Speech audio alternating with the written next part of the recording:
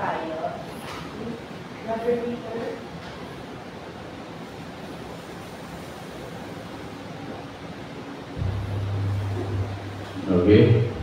Magandang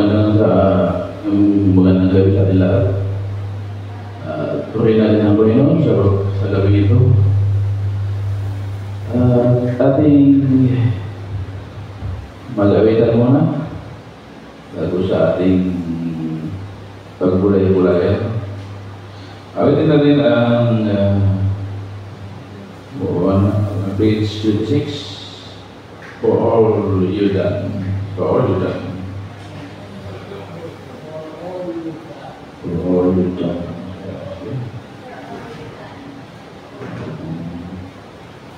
My Savior.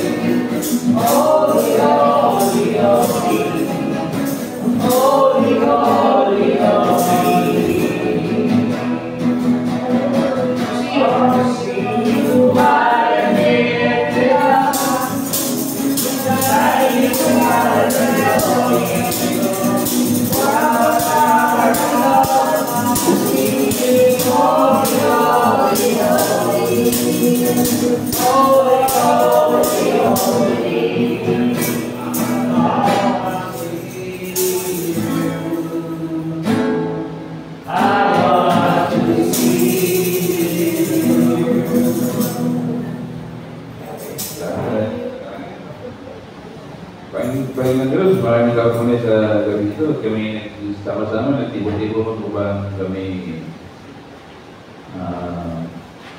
pag-aaral muli ng mga salita upang nalagdagan ng aming kaalaman, Panginoon. Patubayan mo ang bawat sa amin na ibusan mo ang aming pusot isipan, patawakan mo ang aming mga pag-iisip upang manawa namin ang iyong banal na salita aming ito sa ilayan ngayon. At naway maging mag-ilaw sa aming buhay upang ipatulad namin sa aming mga buhay. Pagmabayan mo ang bawat sa amin sa galing ang pangalan ng Diyos yung aming dalawagtas sa amin. Amen. Salamat.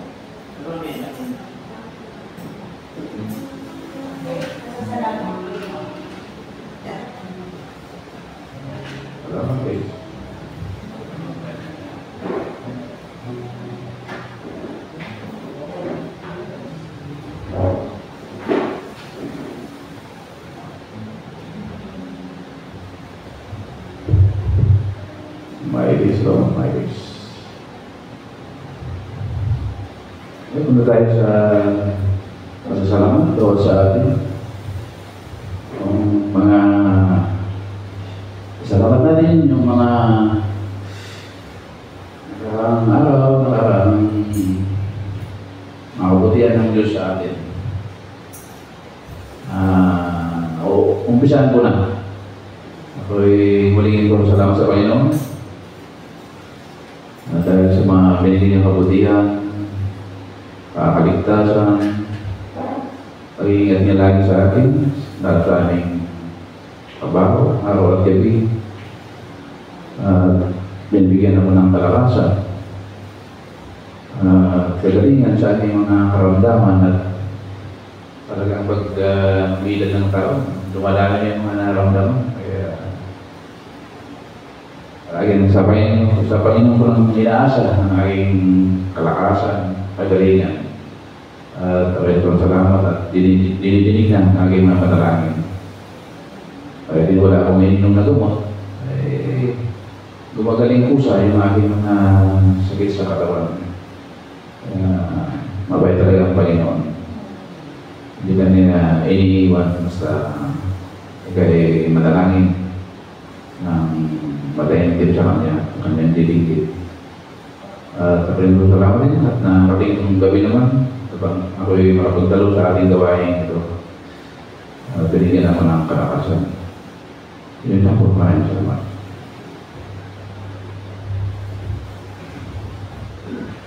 Magandang gabi po sa ating lahat. Salamat sa Panginoon dahil ako ay bumalik na sa ating gawain. Kasama ko sa prayer meeting. Saka nakapag-linis ako dito. Hapon nag-linis ako dito. Hindi nyo napansin, malinis.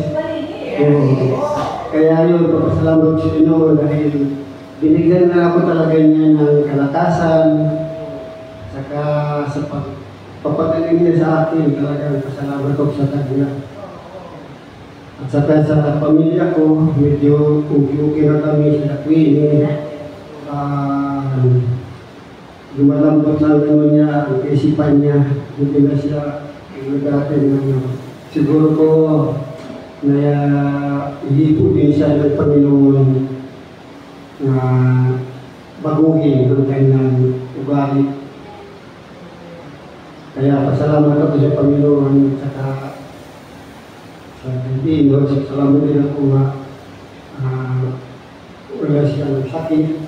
Talagang siya talaga sa bahay ako nagkasakit. Talagang naawa din ako sa kanya kasi bilibili ako sa kanya dahil pag-aalaga sa akin. Minsan, nangyayari na rin siya, nagulong siguro kung naawa siya sa akin. Kaya, yun, papasalamat ako sa Panginoon dahil talagang tunay na siya magkikilo sa kami, buhay namin. Salamat Lord sa lahat, sa araw-araw, pinagkalubong, biyaya sa amin, kung paano nakaraos din kami sa aming pag-araw-araw pag-umaga. Salamat Lord sa lahat. Thank you.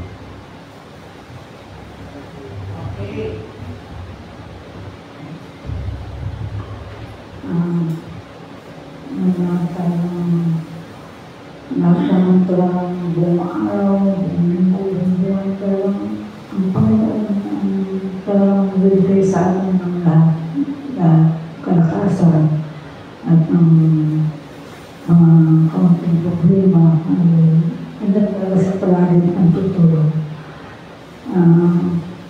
Isa sa pinagdudasal ko ay si Sister Ano na palaging pagkakaroon sa kasama lalo na siya dahil alam kong may nandaramdam siya pero Panginoon naman di naman niya talagang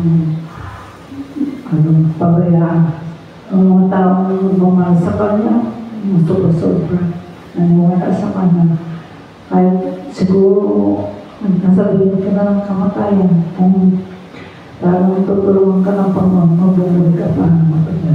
Kaya nagdasal ko, masisisiran mo na magsabi sa inyo. Salamat po Panginoon sa lahat-lahat.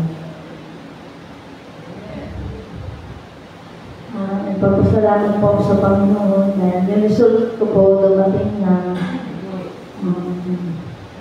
sabi po ng doktor, pag hindi daw po huminto yung bleeding ko, operahan po ako kasi mauwi daw po sa kansa.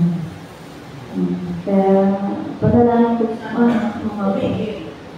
tumigil po. 1 month po ako maggagamot. Mahal nga po yung mga gamot.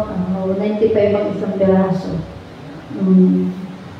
So, ito tayo sa atin. Kaya nga po. Binadasal ko sa Panginoon mawala po. So, mag-iirbal po ako pagtapos ng gamot kasi bawal pang ipagsalan. Ayaw po talaga ng asawa ko magpa-opera. Kasi mahirap po eh. Kaya sabi ng doktor pag-usapan kung magpa-opera daw po ako. Sabi naman nila mag-seeking of opinion ako. Kaya nga po pumunta po kay Pastor Diyos. Sasama daw. Dadali ko po yung ako, Pepsi po. Yung 5C. Nung dumating na po eh. Kaya, kaya, salamat sa Panginoon dahil nandiyan sa hindi niya kami pinabayaan sa lahat ng pagsubok. Saka yung mga, siyempre, may pangangailangan namin. Ayun na. Walang pagsubok na hindi natin kakayanan. Hindi po ito paano yun. Sige po, next. Ako naman po, ang pasasalamat ko, ligtas po ang pamilya ko doon sa Bicol. Then, nagpapasalamat din po ako dahil sa araw-araw po dito sa Manila, hindi pa ako pinapabayaan ng Panginoon.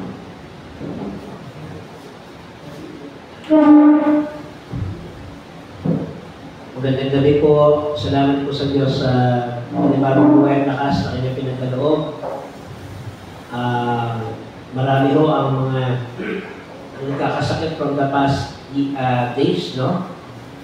Lalo ho yung iba, kasama po ako ay lagnat or what. Kahapon po, nakadalo po tayo sa fellowship ng ating ukwo na kasamang mga manggagawa sa Edinwood. So, meron pong advisories ang ating DOH na mag-ingat po sa MPAX. Sa MPAX po parang ang unang sintomas niya lagnat, matagal na lagnat. Tapos tutubuhan ka na ng kung ano-ano sa katawan at sa mukha. May itim na mabibilog na. So, prevention daw po mga kapatid. Halimbawa, masama pakiramdam mo, kung di naiwasan na pumunta ka, mag-mask na. Mask. Okay? Pangalawa po, lagi magugas ng kamay. Tulad dati, yung panahon ng COVID. So, yun daw po palang impacts, hindi naman siya nakukuha agad-agad. Pero once na bawa, suminga or napadura yung tao, napahatching, tapos nawakan mo yung lugar na pinaghatchingan niya, pwede ka nang maahawa. Ang problema po, wala pa tayong bakuna. Kasi ilalabas pa nila. Ang problema sa China. Oo, ilalabas pa nila. Pero galing pong Africa yung galing pong Africa yung sakit. Okay? Africa naman. Pero ang sinasabi po ni Pastor Joshua, hindi pa nga po na-develop yung bakuna. Yan. Parang gano'n din siya, pero iba ang impacts. Mas ibang variant siya. Yun. Ano lang yun eh, bulutong lang yun eh. Ang bulutong po sa atin mga kapatid, chicken pox, na-roll out na yan kasi may bakuna na. At pagkaraniwan na lang yan. Pero ito kasi, ang problema, wala ko tayong bakuna. Ilalabas pa ng mga... So, minsan mag-iisip ko, gawa-gawa pa talaga nila ito. Pero ang importante po, mag-ingat po tayo. Okay? So, halimbawa, yun nga po, kung medyo iba yung pakiramdam natin, mag-mask na lang muna tayo pagdating sa church. No? Kasi ito ho, kulog tayo dito eh. Aircon yan. Hindi naman to free-flowing ang hangin eh. No? So, madali mo tayo makakamit. And of course, magpalakas po tayo ng immune system natin. Sumunod po, isama natin sa panalangin ng ating anniversary month. Siyempre, yung ating mga paghahanda, yung ating mga speakers, yung ating mga financial needs, ano, para ho. Pero alam ko makakaraos naman tayo dito sa awa ng Panginoon. And, yun nga po, sa ilang pang mga preparations ng ating po anniversary. Yun na po, at natutuwa po ang Panginoon na makapiling mo ng bawat isa, especially Kuya Tom, Kuya Fredo, kung sa atin, namiss namin kayo. And siyempre, special prayers for Ate Ana, para po sa, tama po yung ginawa ninyo, mag-second opinion kayo. At kay Pastor Joshua kayo mag-consult, tama-tama kasi public hospital naman yun. Makakabail po tayo ng mga gamot dyan, kahit pa paano. And sa Sunday po, mananawagan tayo ng special offering po, para sa inyo. Para makatulong po sa inyong gastusin. Okay po, huwag nyo natanggihan nyo kasi kailangan na, alam namin kailangan ninyo ng tulong ngayon. Okay po, so, dito naman tayo, magtulong-tulong na lang po tayo. Sabat na natin makakaya. Salamat sa Panginoon sa araw-araw na gabay niya. Pag-iligtas sa atin sa anumang sakulan, disgrasya, at pagtitiyak na patuloy tayong mabubuhay dahil ang bawat isa sa atin ay meron pang tungkulin sa Kanya at para sa kapwa natin. Kaya maraming salamat sa Panginoon. Okay, salamat po dahil magkakasama na naman tayo ngayong gabi. Iningatan tayo ng Panginoon sa mga trabaho natin, sa araw-araw natin ginagawa, sa pagbiyahe-biyahe. Malaking bagay po yun tayo ay iniingatan ng Panginoon. Hindi tayo na-aksidente, nadidisgrasya. Maraming salamat po sa Diyos. Hello. Magandang gabi po. Una sa lahat, papasalamat ako sa Panginoon. Kalakasan, kaligtasan at gabay na ginagawa niya sa amin araw-araw. Sa araw-araw ng ginawa niya, lubos po ako nagpapasalamat. Dito sa simbahan, nakakalungkot isipin, kay Joey, kay Grace, Ana, nabagaw kaya yung nakarang linggo na gabi ang iyak niya, namamula yung mata eh.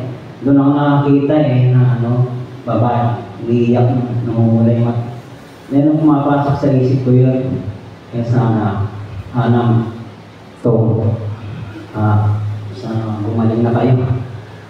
Kaya na itutulong namin mga kapatid na ipapray namin kayo. Ganun lang talaga ang buhay eh. Ako nga sa totoo lang, may kaibigan ako sa Pure Good eh. Wala siyang makuwang tagabantay niya eh, sa Manila. Sabi niya, okay, boy, pantayan mo ko sa kasi ako prostate cancer, dahil sila yung bukol. Sa araw lang naman yung ibabayaran kita, 500. Inabot ako ng 5 araw, 4 na araw. Yun nga, kaya natanggal din yung bukol. Kaya, talaga kung kapit ka lang ba sa Diyos. Yun sabi ko. Ngayon, malakas na siya, kaya nga lang, anong nangyari? Hindi na ako kilala. Ayoko na gano'n. Hindi ko gano'n yung wala. Hindi ako mukhang pera. Kasi nakapagpapayon. Pero kaya ako na napauwi agad-agad. Kasi tumawag yung secure. May time releasing ako. Paalam na ako sa kanya. Pumunta ako sa opisina sa opisina sa departamento na yun, na may awak ko. Sabi ko, ma'am, papaalam na ako. Kasi may emergency. Hindi po pwede bawal po kung dito. Kasi walang bantay kung mo. Yun ba? Ginawa ko, iniwan ko na lang yung ID ko ron. Tumakas ako. Pero napaalam ang maayos ako sa nakakalungkot nga lang. Bili mo, 3 na bantayan ko. Sa akin nakakakuha ko yung 3 sila binantayan ko. Yung isa namatay. Yung 2 buhay. Yun nga yun. Nakaligtas. Ayoko lang gano'n eh. Binantayan naman kita, hindi ko kailangan ng ano mo kasi wala, di ko naman sinabi na bayaran mo ako eh. Basta okay lang yan, masaya na. Kaibigan naman kita eh. Kaya sana gumaling ka na. Ito, yun lang. Papasalamat ako sa Diyos na marami. Basta tayo. Ganito, sana nga wala lang tayong sakit eh. Hindi naman pwede. Ganun talagang buhay. Salamat sa Diyos. Okay, wala na ako. Tayo dumawa na sa pagbasa sa ating banal na salita ngayon. Ating kapatid na si Sister Joyce.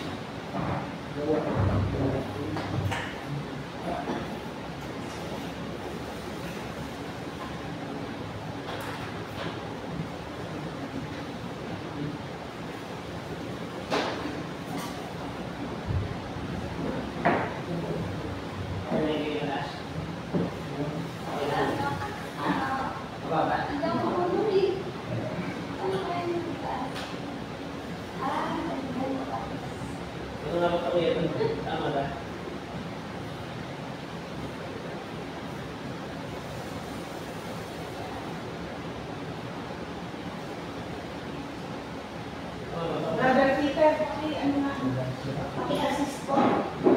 Nakalak ka yung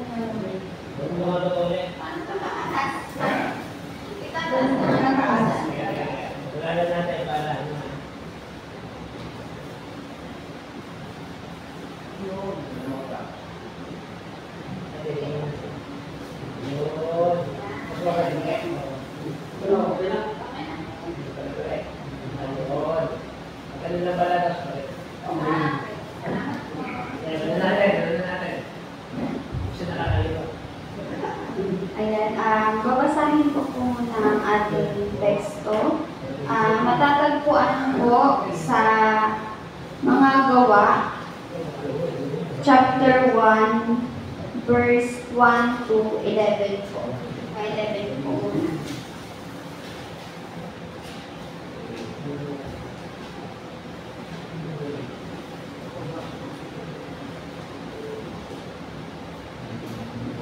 Chapter 1, verse 1 hanggang 11.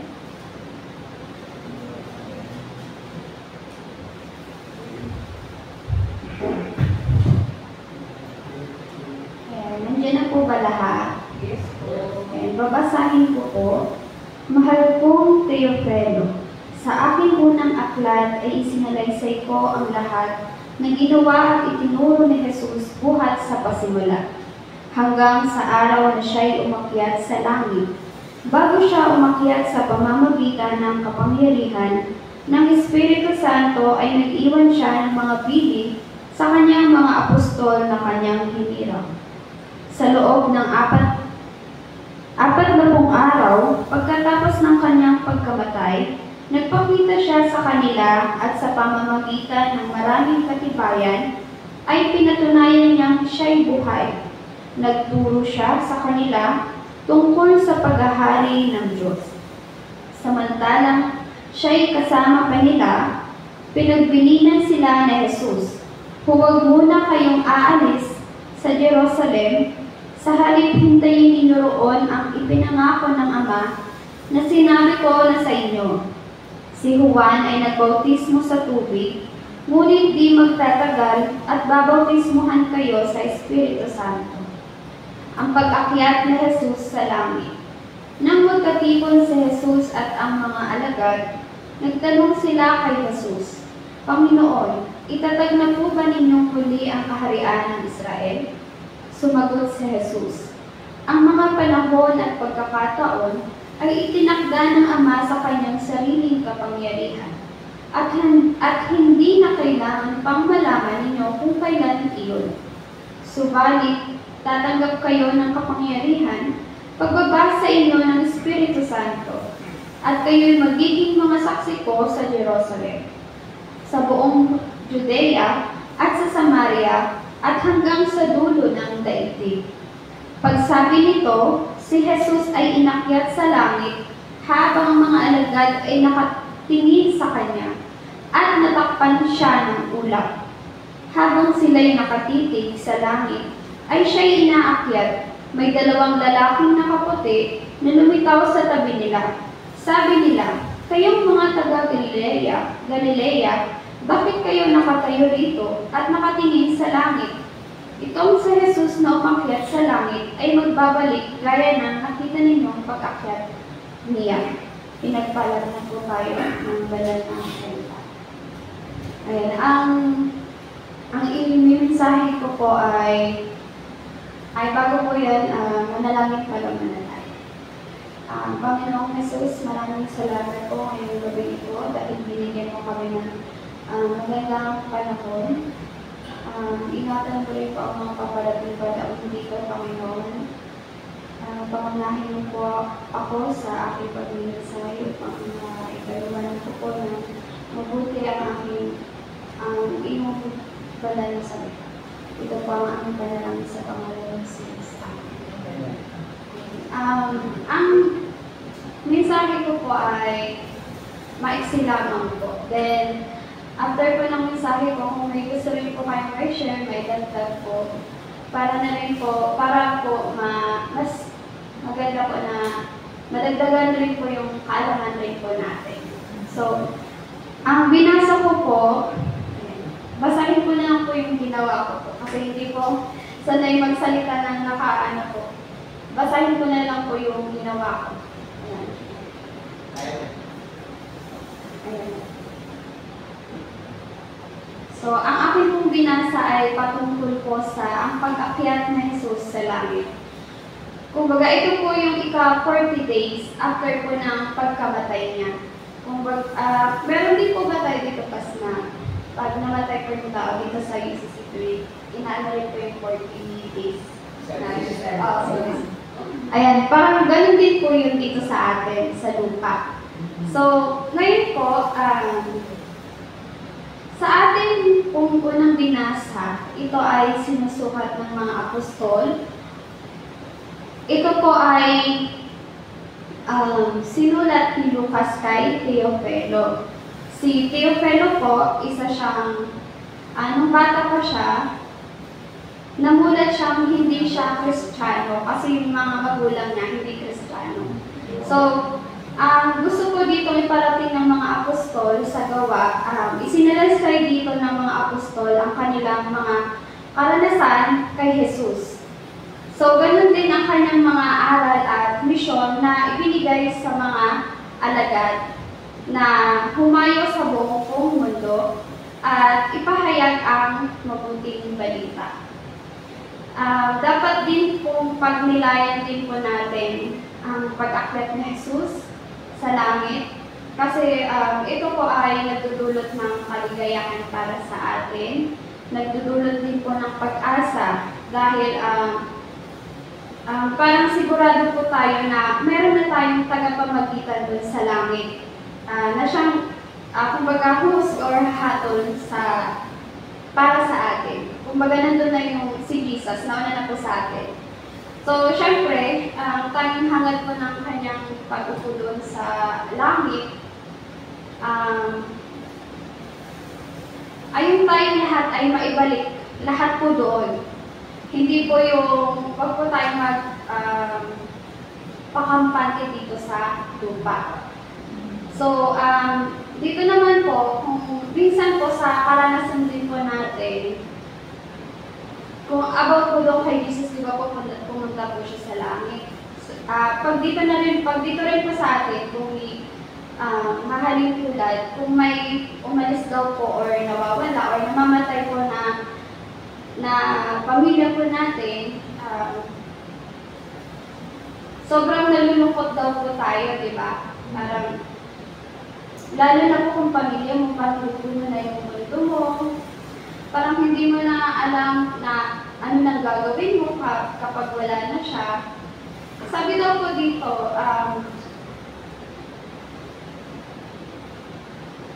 wag daw po tayong pero yung atin pong daw pagluluksa,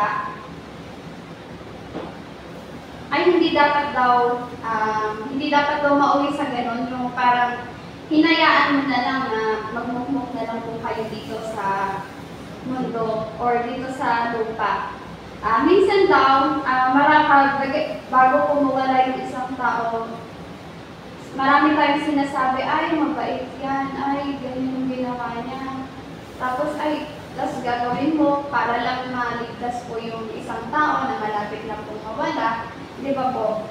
Pero kapag nilibig na po siya, sabi daw kasi, pero pagkatapos daw na mailibig ng isang tao, ang mahal natin sa buhay ay nakakalimutan na rin din po natin na yung mga itinuro niya sa atin. Kumbaga sa una lang po tayo para mawawala na po. Doon lang po natin maalala yung mga bagay na nagawa ng isang tao na mabuti.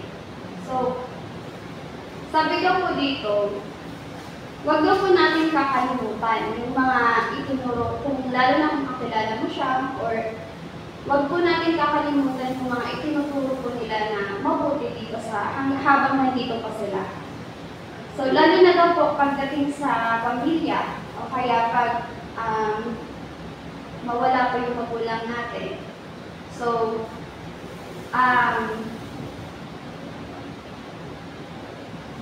pagdating naman daw po sa pamilya, ang bili ng magulang ay magtulungan at magmahalan. So, magandang balikan daw po ang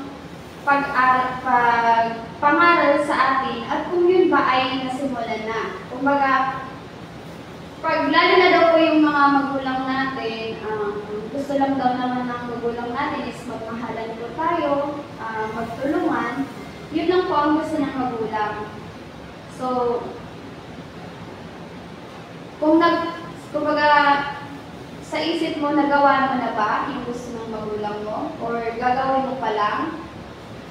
Nagawa niyo na po ba yung gano'n na gusto ng magulang natin? Di ba lahat na tayo nagkaroon ng magulang? So meron po tayong mission dito sa mundo na dapat natin daw pagsumikapan, magawa, bago dumating ang oras ng pagbabalik ni Jesus. Then, sabi daw din po dito, patungkol po sa Espiritu Santo, bababa po yung Espiritu Santo. Kumbaga sabi niya po dito sa verse 7, sa verse 8, sabi daw po, subalit tatanggap kayo ng kapangyarihan pagbaba sa inyo ng Espiritu Santo at kayo'y magiging mga saksi ko sa Jerusalem. Kumbaga, nangyari na po yun. Natandaan niyo po ba yung mga maraming lingwahe po ang nasalita ng isang bayan, ng mga tao? Kumbaga yung Espiritu po, banal na Espiritu, pumasok po sa kanila. Yun po yung sinasabi ng Panginoon na mangyayari yun, nabibigyan sila ng banal na Espiritu. Di ba po, may kanya-kanya silang lingwahe, hindi na po sila nagkaintindihan. Isa rin po yun na pumasok na banal na Espiritu sa isang tao. Then, may ipinangako rin po yung Panginoon natin. Sabi daw dito, huwag muna kayo aalis sa Jerusalem. Sa halip hintayin ninyo roon ang pinangako ng Ama.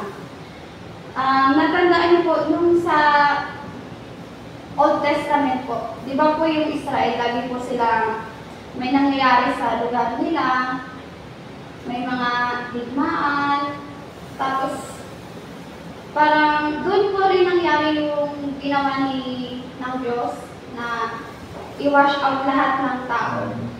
Doon po yung nangyari. Then, ang sabi niya, pinangako niya sa Israel na gagawin niya muli paraiso daw yung bayan na yun.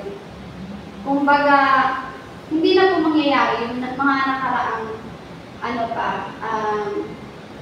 yung sa Old Testament po na ng mga nangyari pa. So, kumbaga, ang gusto ng Panginoon sa atin, yung mga pangako niya, huwag po tayong mawala ng pag-asa. Kasi nangyayari po yun. Kasi noon pa lang ginawa na po ng Diyos yung mga pangako niya, di ba? May mga proof na rin po dito sa Biblia, kung nagbabasa rin po tayo ng Biblia, doon po rin po malalaman yung mga patunay na na ginawa yung mga pangako ng Diyos sa atin. Yun lang po. Tapos kung may tanong na lang din po ako para maaga pa naman po. Kung batay daw po sa pangako ng Panginoon, paano daw tayo magiging saksi ni Hesus Kristo? Batay po sa Panginoon, paano tayo magiging saksi daw ni Jesus sa mga pangako niya? Or kung ano po yung gagawin or kung ano yung paano tayo magiging saksi doon kung may mga pag-aaral tayo, pag may nakasalamuha tayo, kaya mo bang maging saksi para maipamulat na ang Panginoong Jesus ay maraming pinangako dito sa mundong ito? Ano po kaya paano daw tayo maging saksi doon sa pangako ni Jesus?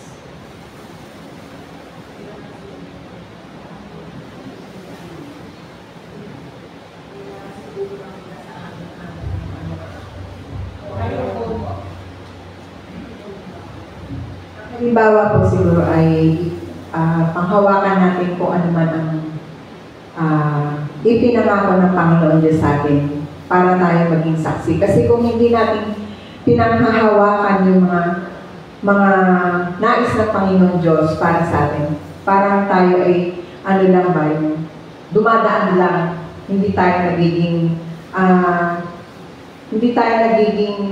daluyan ng kabutihan na pinagpala ng Panginoon Diyos para sa atin. Kailangan meron tayong ipatotoo sa Panginoon na tayo ay isang anak niya, maging maayos tayo at maging kaaya-aya ang sa Panginoon Diyos kung ano man yung nais niya ipagawa sa atin.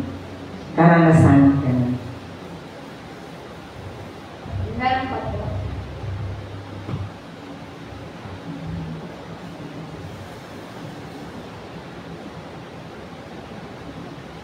Ayan, meron pa dito daw. Sabi daw, paano daw, ay sasagutin ko rin po yung tanong ko kanina. Para po sa akin daw, sa pamamagitan daw po ng kapangyarihan ng Espiritu Santo. Ay magiging saksi po tayo kapag pinapasok po natin yung Espiritu Santo sa puso po natin. Then maaari din po tayo maging saksi lalo na kay Jesucristo. So, paano daw po natin paano nakaka-influensya daw ang patotoo dati noon ng mga apostol sa panahon ito?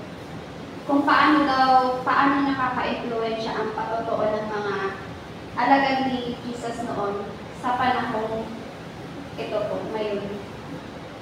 Or ito sa inyong mga personal na patotoo. Paano daw po kayo nakaka-influensya sa story?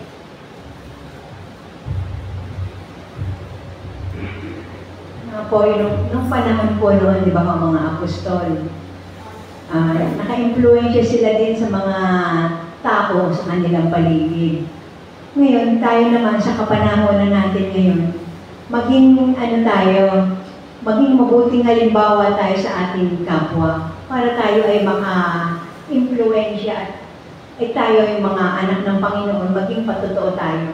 Kung paano ang kasigasigan ng mga apostol noon na ipahayag ang salita ng Panginoon Diyos at ipamukhay nila, ganun din po tayo sa ating kapanahonan ngayon. Maging masigasig po tayo sa gawain ng Panginoon. At tayo ay maging magandang halimbawa upang sa ating munting paraan maka-influensya tayo ng ating kapwa at lalong higit na ang mga wala pa sa Panginoong Diyos. At ganoon din, maging kalakasan tayo, daluyan tayo ng pagpapalakas ng ating kapwa at ng ating mga kapwa Kristiyano. Maraming salamat po, Elder Glory. Ang tama din po yung sinabi ni Elder Glory. Kumbaga, Magsisimula po ito sa atin. Bago po tayo maka-influensya sa iba. Kumbaga, yung mga patotoo dati noon ng mga apostol, di ba po, nandito na rin po yung mga lesson, yung mga gustong iparating ng Panginoon sa atin. Kumbaga, i-apply po muna natin sa sarili natin. Para maramdaman rin po nila na, ganito po pala. Kumbaga, yun na yun, yung patotoo mo na yun yung patotoo mo na yun sa, kumbaga, naka-influensya na po kayo, kahit wala pa po kayong ginagawa. Kumbaga, sa pag-aaklo po, parang nakikita po ng tao na ganun po.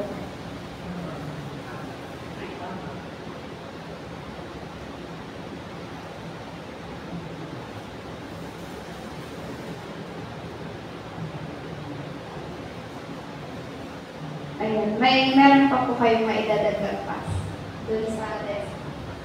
Salamat, kapatid na Joy, sa iyong sharing. Siguro po, bukod doon sa mga binanggit mong puntos, gusto ko lang bigyan ng tuon yung mga sumusunod. No? Firstly, mga kapatid, ito hong Aklat ng Mga Gawa. Ito po ay sequel or part 2 ng Ebanghelyo ni Lucas. Ang nagsulat po ng Lucas at ng Gawa ay isa lang. Si Lucas. Si Lucas po ay isang manggagamot sa doktor na nakasumpong sa Panginoon at ang kanyang tuon ng mga sulatin ay kung paano niya tinala yung mga healing ministries ng Panginoon. Kaya kung makapasin po ninyo sa Luke, yung mga healing ministry ng ating Panginoon ay kanyang sinulat. Okay? So, sino po ba ito si Chopelo? Naalala niyo yung binanggit ni Joy kanina? Sino po siya? Sige, tingnan niyo po sa Lucas 1. Pareho lang po ng pareho ng sinulatan. O si Chopelus.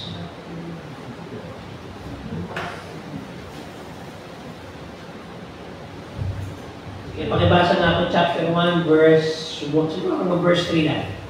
Ay, basa ko. Luke 1, Lucas 1, 1 hanggang 3. Ayan. Sa ino. Sige po, pakibasa ang epikan. Paghandog. Kagalang-galang na Chopelo. Marami na po ang nagsiyak na sumulat tungkol sa mga bagay na naganap sa kalagitnaan namin. Ang kanilang isinulat ay ayon sa itinuro sa amin ng mga taong buhat pa sa simula ay mga saksi at mga tagapangaral ng salita ng Diyos. Kaya matapos kong suriin ng buong ingat ang lahat ng pangyayari buwas pa sa pasimula, minabuti ko kung sumulat din ng isang maayos na salaysay para sa inyo upang lubusan ninyong matiyak ang katotohanan ng mga itinuro sa inyo. Okay.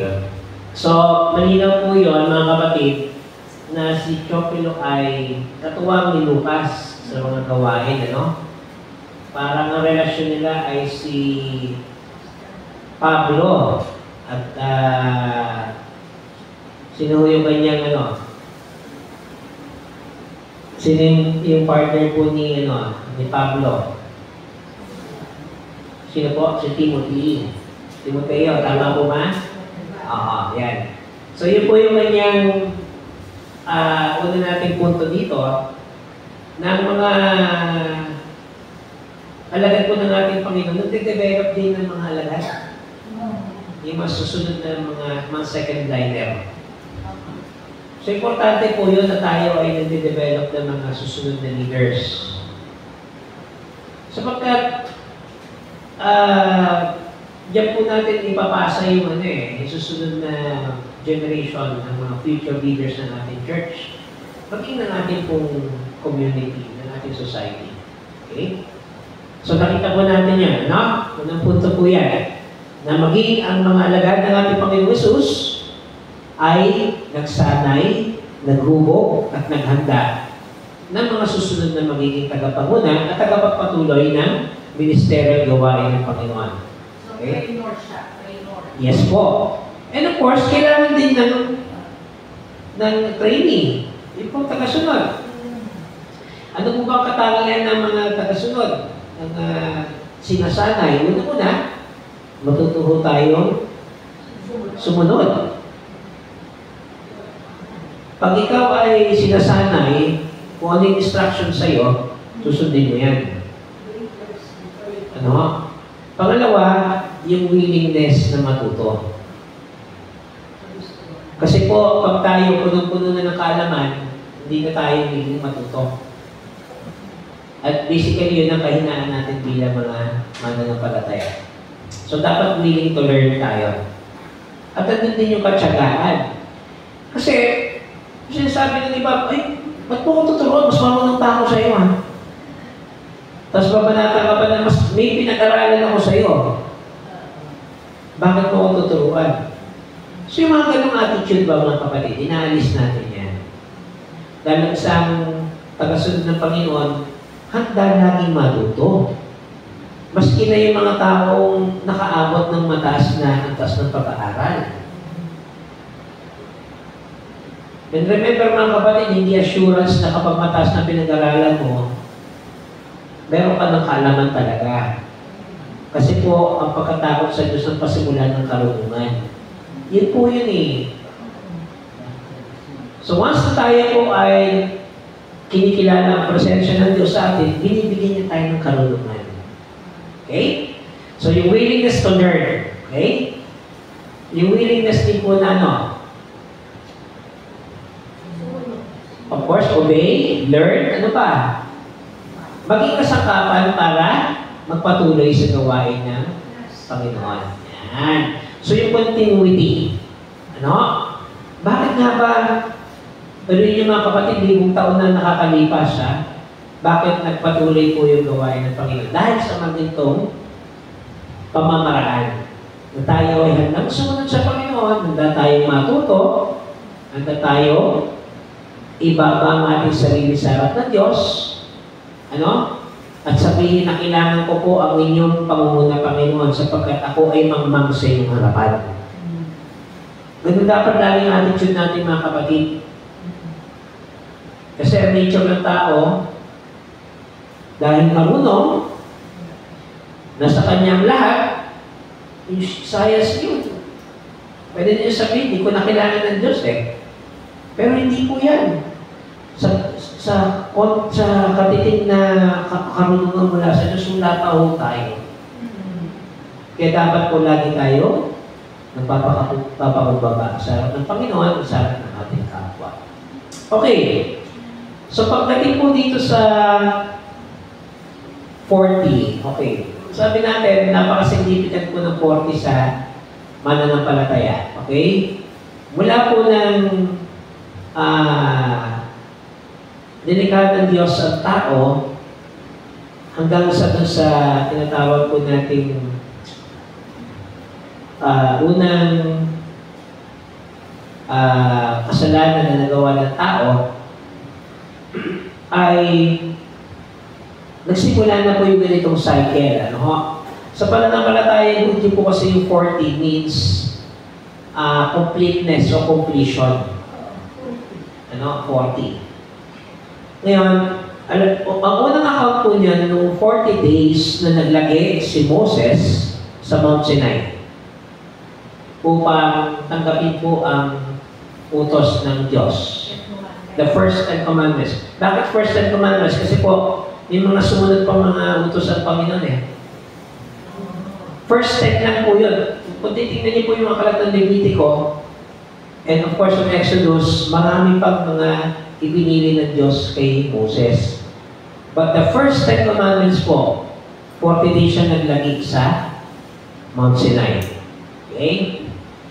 And 40 years po sila naglakbay patungo sa lumpang pangako. O 40 na naman, ano? So, marami pong account sa Lumang Tipan. Dapat po tayo sa Bagong Tipan.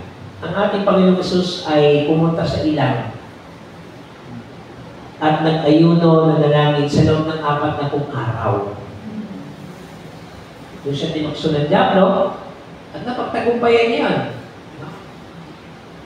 And dito po, minention na after na mabuhay na maguloy natin Panginoon Jesus, 40 days siya naglagi sa mundo.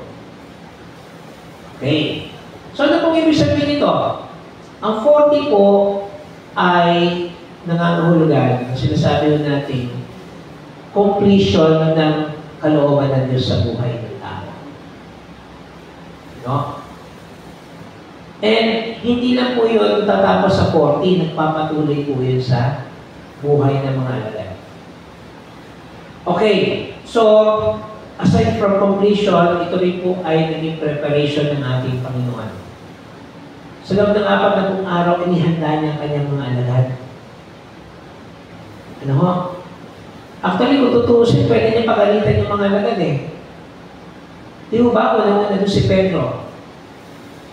Pero bakit naging iba naging pagtrato ng ating Panginoon Jesus sa mga kanyang mga alagad?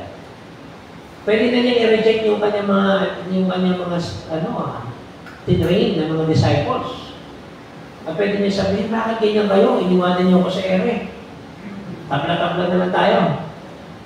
Pero hindi ganun ang attitude ng Panginoon, no?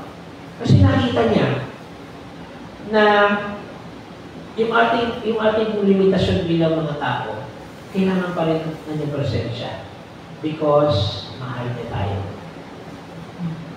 At sa loob ng 40 araw na yun, pinrepare niya ang mga alagad for a greater purpose at sa mga susunod pa ng mga ministries na kanilang kakarapin. No? So, hindi lang po ito completion, preparation din pala yung 40. Ano? For a greater purpose. Inihahanda tayo ng Panginoon for a greater purpose. Okay, gusto ko pong bigyan ng pansin dito yung sinabi ng Panginoon, no? Na kayo ay magiging saksi. Okay, yung sinasabi ni kapatid na Joy, yung pong saksi ay galing po sa salitang marturia or to witness. Pag sinabi ko natin witnessing o ba't ikaw ay saksi, sa pong ginagamit yan usually? Sa korte. Okay. Pag sinabing witness, merong totoo, merong hindi. May false witness, merong totoo. Okay? So, kailangan muna natin differentiate yun. Anong uri ng pagiging saksi ba ang itinatagubilin ng Panginoon? So, tayo yung sumaksi muna sa katotohanan. No? Ano po ba yung dapat saksihan ng mga alagad? Nasaksihan na nabuhay na maguli ang ating Panginoon sa Kristo. Ano? Na ipinako ang ating Panginoon Jesus at namatay, subalit sa ikatlong araw ay nabuhay na maguli. Ito yung tinatawag natin mystery of faith. No? Si Jesus ay nabuhay, si Jesus ay namatay, at si Jesus ay muling magbabalik. Okay? Yun yung kanilang core, sentro ng kanilang pagsasaksi. Pinatunayan nila ng ating Panginoon sa Kristo ay nabuhay na maguli. Ano sa kanila? First ay witnessing. So, ibig sabihin, hindi kwentong barbero lang ito sinasabi nila. Dahil ito po yung nakaugat sa katotohanan. Okay? So, ano po yung assurance ng Panginoon? Verse 6, sapagkat subalit tatanggap kayo ng kapangyarihan, pagbabasa nyo ng Espiritu Santo. At kayo'y magiging saksi ko saan? Jerusalem, Judea, at Samaria. Okay, ano pong ibig sabihin ito? Simple lang po. Kung naalala niyo po yung kanta ng Beatles, yung here, there, and everywhere. Yun ang ibig sabihin ko. Yung Jerusalem, nandito yan. Sa ating immediate community. Yung Samaria, ay sumunod pala doon, yung Judea, sumunod na bayan. At yung Samaria, lagpas na doon sa ating sakop. Remember mga kapatid, yung Samaria, kalaban nila ng mga Hudyo. Kalaban nila sa lahi yan. So mag-reach out ka sa mga tao at lugar na hindi pa napupuntahan. Kaya everywhere po yan. Here, there, and everywhere. O, di ba? So, ano pong ibig sabihin ito mga kapatid? Yung kapangyarihan ng Espiritu Santo para maging saksi tayo sa ating immediate household, family, community. Pag lumabas po tayo dito, at kahit saan man tayo pupunta, representante tayo ng ating Panginoon. Kaya malaki po yung ating tungkulin talaga. Kasi dala-dala po natin ang pangalan ng Panginoon. Ngayon, kapag ikaw ay representante ng Diyos, talagang mahirap. Kasi titignan ka ng kapwa mo. Lagi nakatuon yan sa witnesses mo eh. Di ba?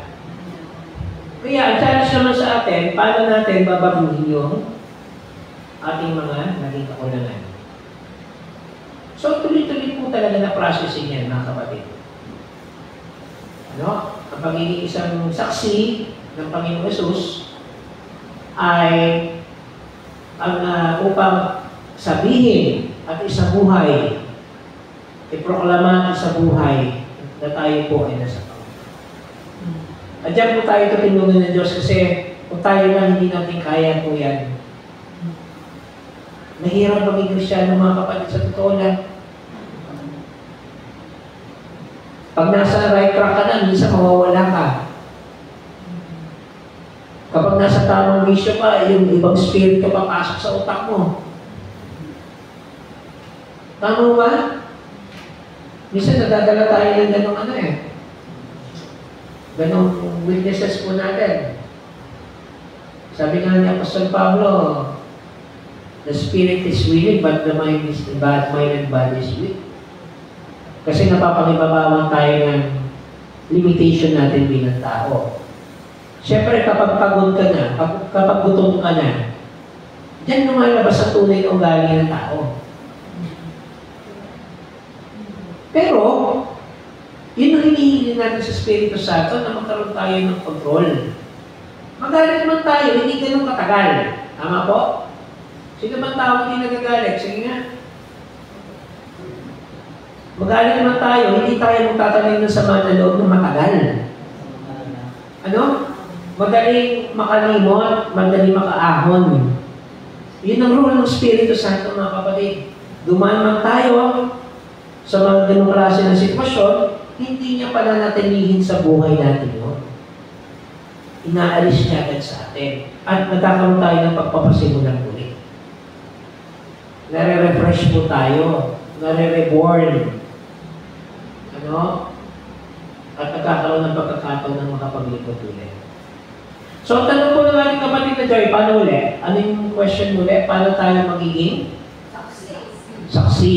Yan ang tanong po natin ngayon, mga kapatid. Paano po tayo magiging saksi? Ano yung sabihin pa sa saksi ni Jehovah ba?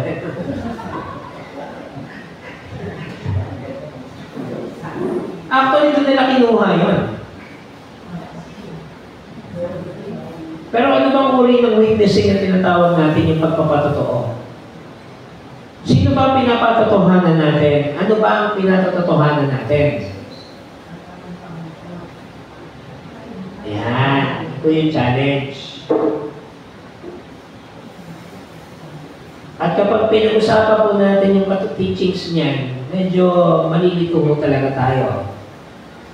Kaya dapat malinaw po sa atin mga kapatid ng Diyos Ama, sinubukan niyang anak niya si Jesus, nagkatawang tao, ibinigay ang kanyang sarili para sa atin dahil sa pag-ibig, naghirap sa krus, namatay, subalit sa ikatlong araw ay nabuhay na maguli, at magbabalik muli sa atin, at iniwan niya ang banal na Espiritu. Nandiyan po yan sa Apostles' Creed at Nicene Creed. Yung core ng ating Christian faith, ha? Kaya pag ituro po ng yan, yung saksing yan, unang-una, walang presensya ng anak. Diyos Ama na. Si Jehovah yun, no? Si Jehovah. Eh, marami pong katawagan kasi sa Old Testament ng Diyos eh. Yahweh, Jehovah, Jehovah Jireh, El Shaddai, Jehovah Rapha. Hindi tayo dapat malito doon. Kasi yung expression ng Diyos kung paano nakilala ng mga tao ang Panginoon. Pero malinaw po sa atin dapat, meron sila 3 persona. Okay? Ito to, mga kapatid, hindi to gawa-gawa ng simbahan. Kasi sige, mabasahin natin sa Mateo 28, 19.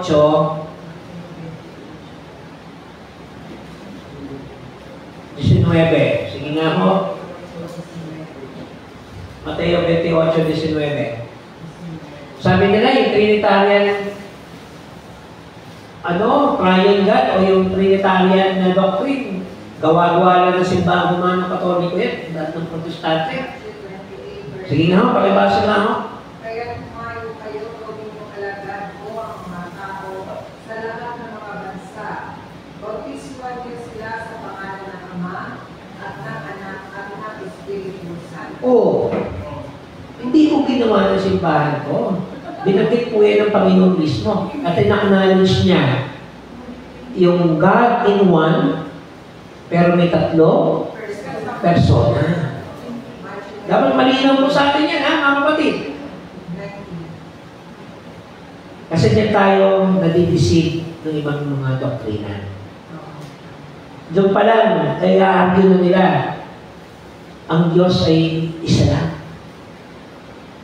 Yan, ano yung sinasabi ng Panginoon ng Diyos, ako at ang Diyos ay iisa? Hindi ibig sabihin na meron silang parehong katangian. Basta ito ho yung inyong banggitin. Yung sa Great Commission. Okay, balik po tayo sa tanong.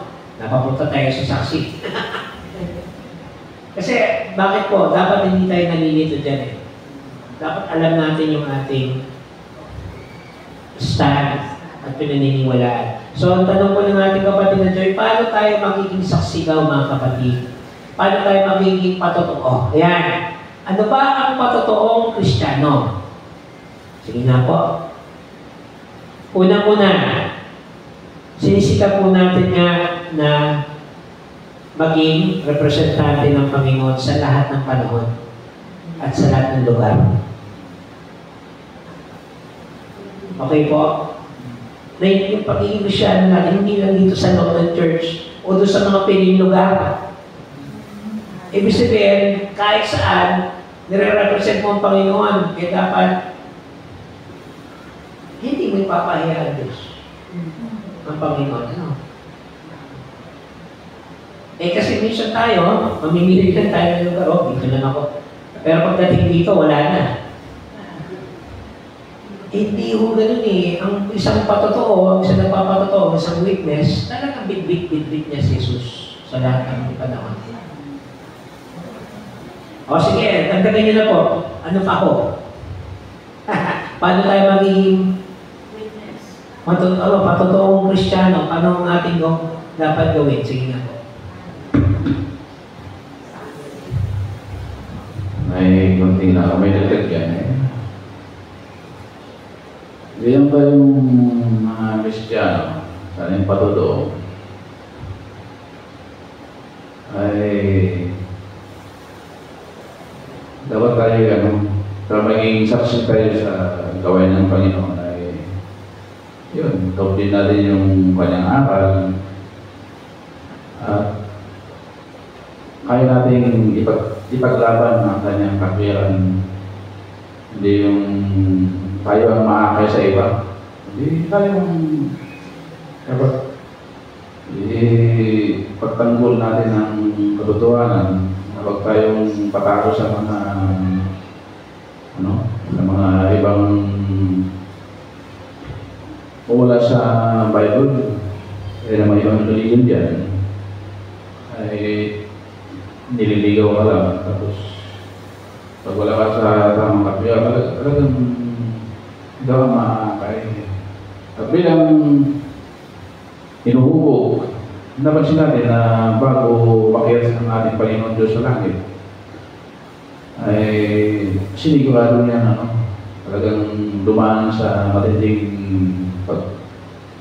pag-training ang kanyang mga apostol bago niya iniwan. Pagdating sa kanilang mission, pagpatuloy ang kanyang mission sa lupa, ay nagkaroon sila ng katatagan, hindi sila patatalo sa mga anumang kahinaan. Kaya dapat ilunin tayo sa ating dito sa kaluyan. At oo, kung tinaranan talaga, hindi biro talaga ang maging isang Kristiyano. Lalo pag ikaw ay bago pa lang, talagang malilito ka talaga. Kaya kailangan kailangan mag-alalayan ka ng iyong mga pastor, mga elders, dahil pag walang alala sa iyo,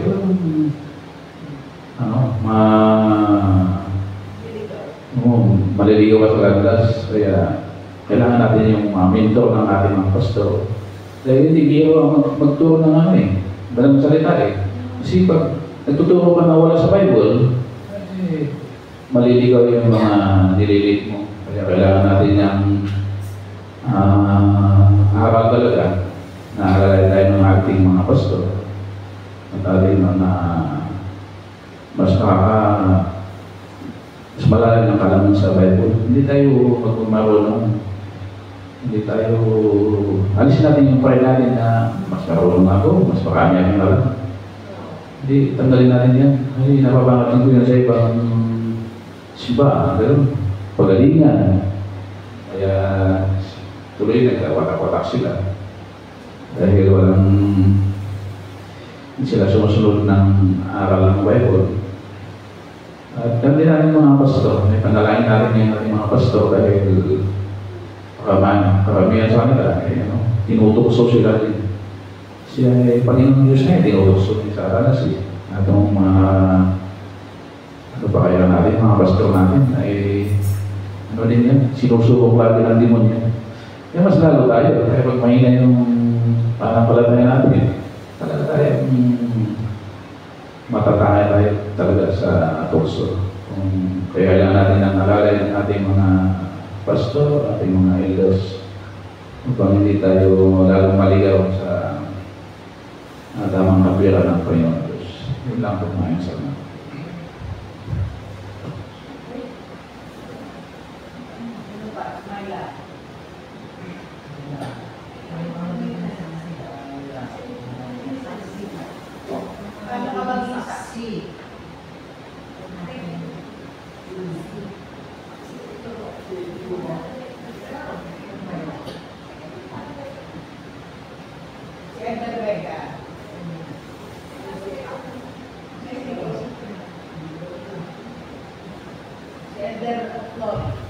Yun nga po, paano tayo magiging saksi?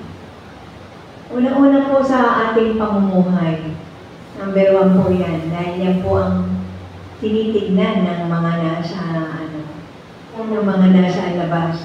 Tutugisin ka talaga Sabihin sa'yo, Kristiyano ka pa naman, pero hindi tama ang mga ginagawa mo. Parang naghahanap po sila ng daan para ikaw ay, kumbaga, talagang punteriyahin ka. Pero kung ang buhay natin ay nakatuon sa Panginoong Jesucristo, kailanman na hindi po tayo maliligaw sa paraan ng ating pananalita, gawa at kilos. Number 1 po yan. At tama nga yung sabi ni Pastor, kung tayo mamimili ng ating aaralan o pagsasabihan, gagawa ng tulong, huwag po tayo mamimili ng mga tao. Kasi po, yan naman po ang tulong yan naman po ang turo ng ating Panginoon. Huwag po tayo mamimili, ayan, dyan lang ako tutulong, dyan lang ako mangangaral. Hindi po dapat gano'n ang Kristiyano. Dapat po, meron po tayong puso na kung paano ang puso ng Panginoon na siya ay talagang nagmahal sa atin. Yun nga po, siya ay nagturo, nagpagaling sa ating maliit na paraan mo. Dapat po gano'n talaga ang Kristiyano tayo po ay dapat kakitaan ng magandang halimbawa. Yun po ang para sa akin na magiging batayan kung paano po tayo magiging saksi sa ating kapwa at sa ating kapwa pamilya.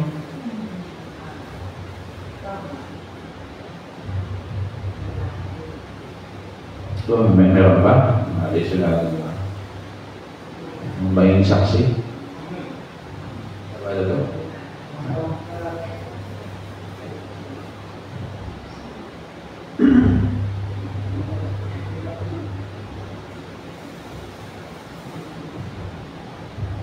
Ang tanong, paano ka maging saksi? Diba, Joy?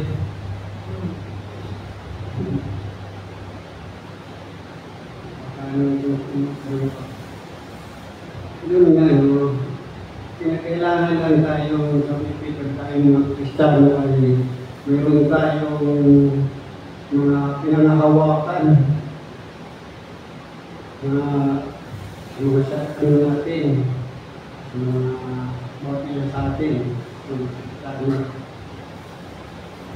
Paano mo ang dala mo na na nakuha mo kay Kristo Jesus na pangalan niya, sa salita niya. Yun nga, pinakailangan natin yun. Hindi lang natin sarilihin yun. Pinakailangan lang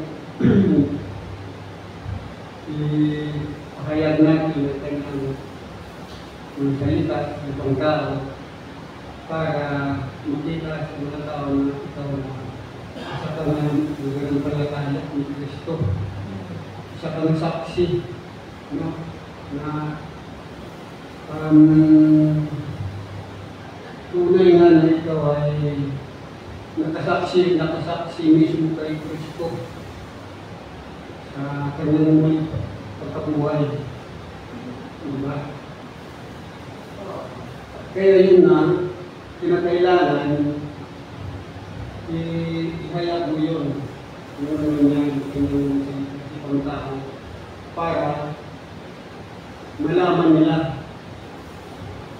Mayroon sila naman na galing sa Panginoon ito na ihayag mo sa mga tao. At tulad sa ginawa natin yun sa diba tayo. Ginawa na natin yun. Bilang kami ay saksi na kami. Parang saksi na talaga kami sa mga tao na nag-istambay ito para magbigyan sila ng salita ng Diyos.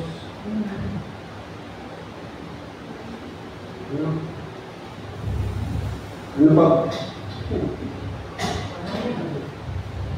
Alam nyo, pag saksi kayo, mahalaga ang role natin bilang saksi.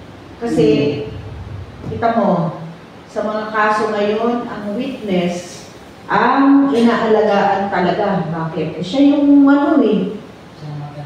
siya yung mata na nakakita mismo. Kita niyo yung kaso ngayon ni ano tayo ng kaso? Si Alfaro. Dito sa Pilipinas, Jessica Alfaro. Yan, isa yan sa mga highlighted na cases, di ba? Talagang sinusundan niya ng mga tao hanggang ngayon. Sa Amerika naman, ang sinusundan ko naman dyan si Puff Diddy, kilala niyo ba yun? Yung siya, musician siya na marami siyang nabiktimang mga kababaihan, at sikat siya, mayaman siya, lahat ng kayamanan nasa kanya. Pero dumating po ang panahon na nag-trial siya, hanggang ngayon tinatrial yung kaso niya. No? Isa siyang sikat na sa Amerika. Anyway, rapper siya eh. Pero talagang wala tayong maitatago sa Panginoon, ano? Kahit anong yaman mo, kahit anong wala, talagang maitatago sa Panginoon Diyos. Hindi ka makakaligtas. Sa tao, makakaligtas ka. Pero sa Diyos, hindi po tayo makakaligtas. Kaya yun ang sinasabing witness. Nakakakita sa'yo. Ay, walang nakakakita sa akin. Yun ang akala mo. Ang Diyos ang nakakakita sa'yo. Kahit tayong mga tao, hindi natin nakita. Akala mo, ligtas ka na? Ang Diyos ang witness sa lahat ng ito. At siya rin po yung Holy Spirit na sinasabi natin, God the Father, the Son, and the Holy Spirit. Kaugnay ito, Joy, yung aking lesson last Wednesday. Ang Holy Spirit, di po ba? So, Holy Spirit, ngayon ay witness. Yun ang pag-aaral natin. At marami pa tayong mga related pa rin siya. At marami pa tayong mga pag-aaralan pa. No? Maraming salamat po. Yun lamang po, Pastor.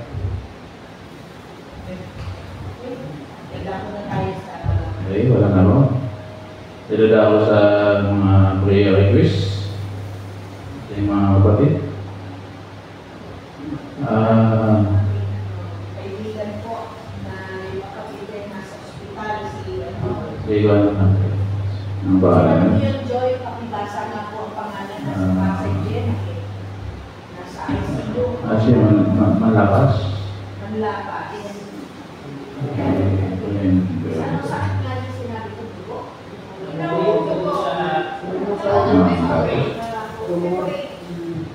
Malakas.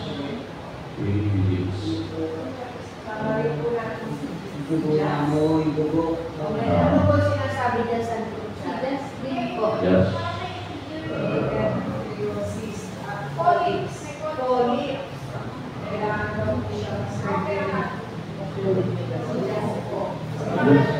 Yes.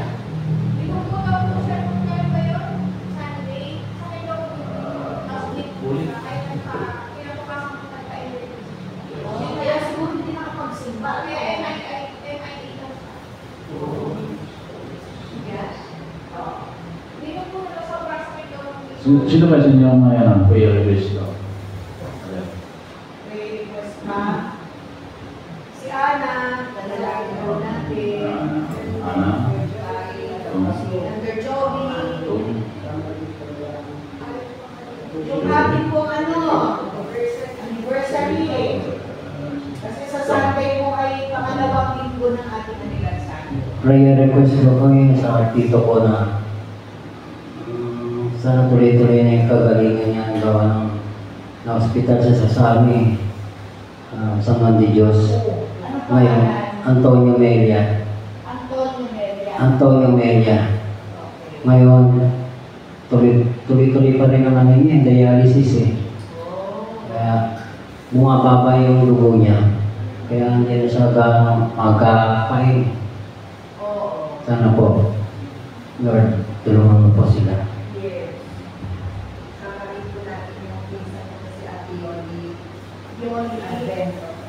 Advento. Sinusulat na ni Yoli.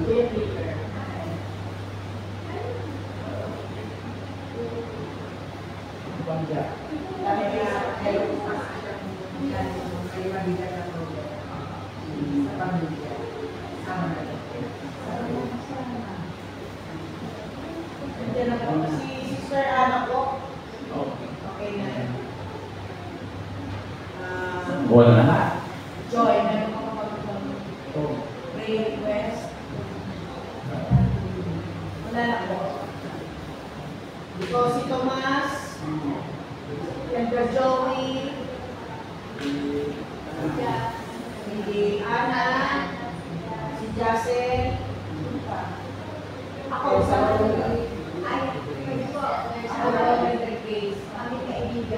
memory.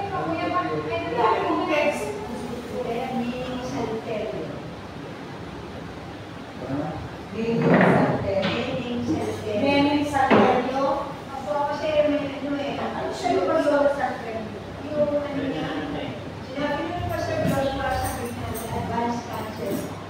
Oh. Kasi meron ng breast cancer o may discharge na lumalabas. Ibo, bago na namin yung page 65. Page 65. Okay. Ayun muna tayo. Tayo manalangin.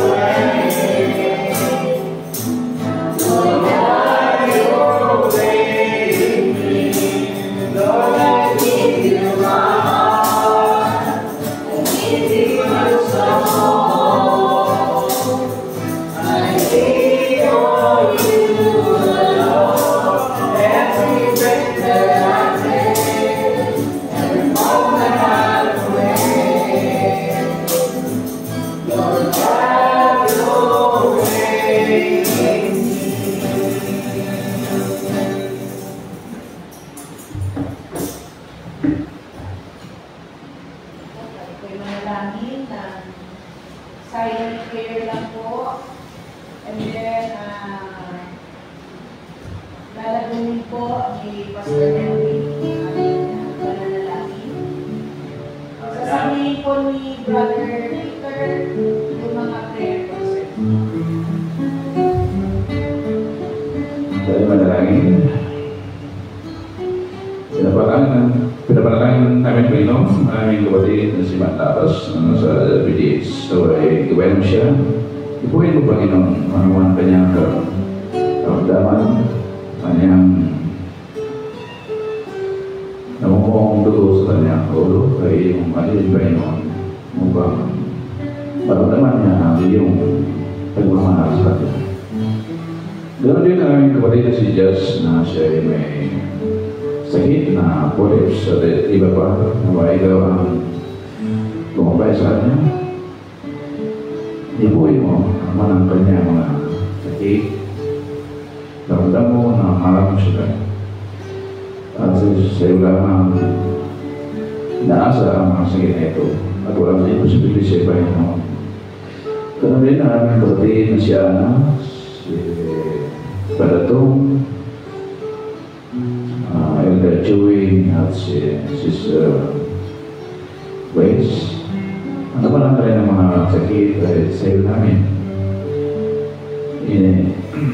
Panalangin namin na kanyang patuloy na kagalingan para mga sakit maisipuin mo at walang posibilidad sa Panginoon. Pagkat ikaw lamang ang Diyos na makapangyarihan sa lahat. Kaya pagkalingin mo sila, alisin mo ang kanyang mga iba't sakit. Palakasin mo kayo, balik mo ang kanyang mga maalas na katawan. Bigyan mo sila malusog na mga katawan ng Panginoon. Upang maglalabas sila maligayan sa kanilang mga buhay, Panginoon. Ganun din ang aming kapatid, ang uncle ni Brother Dwight, uncle ng Binya, ang kanyang patuloy ang kagalingan sa kanyang mga sakit sa kanilang tahanan, Panginoon. Ganun din ang aming kapatid na si Sister Yuri Dedos. Naman ang kanyang mga solidaridad sa buhay ay aming tinutulog siya, Panginoon, at gabayan mo siya. Ikaw ang Diyos na maasahan sa lahat ng oras at panahon. Ganun din ang aming kaibigan ng aming Sister si Nining Salterio na siya mayroon siyang advanced cancer no ay humungin tulutan na ito ay lumala kundi yung ipuin alisin mo ang anumang ganyang sakit na yun walang imposible sa Panginoon pagkat ikaw ang Diyos na kamangyarihan sa lahat ng bagay kagalingan at sabi mo ito ang susubat ito rin ang magpapagaling sa aming mga sakit na yun. Doon din namin dalangin ang aming nalabit na Church Anniversary. Okay. May dahil sa aming maalis at bibigyan kami maayos ng mga kailangan Panginoon. Pagbabayan mo, mga kasangkapan, mga kailangan Panginoon. Magawa namin na walang pag-aalingan teka kaluwalhali ng pangalan ng Panginoon. Yung aming mga dalangin sa pangalan ng Kristo namin tagapagligtas sa pangalan ng Kristo. Amen. Sa amin pong patuloy na paglapit sa inyo, Panginoon, sa diwa ng panalangin. Kami po ay magpapakumbabang malapit sa inyong harapan at may pagkilala na walang sino man sa amin ang karapat-dapat. At kami po ay nagkulang, nagkamali sa inyo sa isip, sa salita at sa gawa. Sa mga oras ito, Panginoon, dinggin ninyo ang aming mga pagsama at panalangin. Ito man ay may pugnayan sa mga kapatid namin na nakaranas ng hamon pangkalusugan.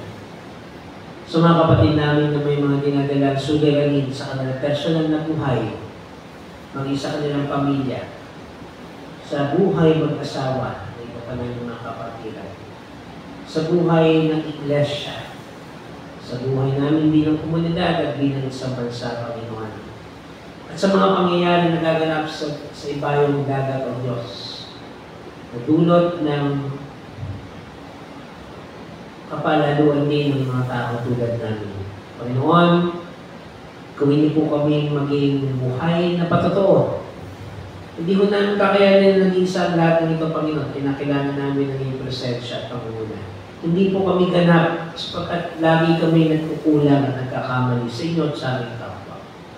Subalit kapag kami, Panginoon, ay pinangunahan ng iyong banal na Espiritu, ang inyong katiyakan, ang inyong assurance, Panginoon, ay naririyan na patuloy niyo kami sasamahan at iingatan ano man ang aming sabihin sa buhay.